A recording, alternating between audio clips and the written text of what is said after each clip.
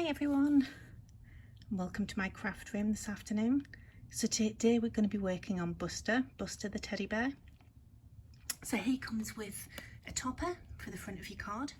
He comes with an insert panel, which normally would be for my A4 or my letter size card that I score and fold in half, but today we're going to be using it in a square card, so I'll show you how to do that. And it comes with a range of sentiments for to use on your card. So the card blank that I'm going to be using is a 5.5 by 5.5 inch card blank from Darice. Super smooth, it's about a 220 GSM, and all I have done using my scoring tool is I have scored from the bottom left to the top right of the card.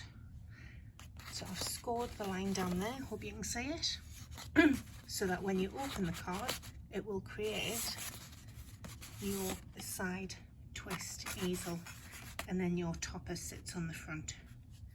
So let's get started and make this card.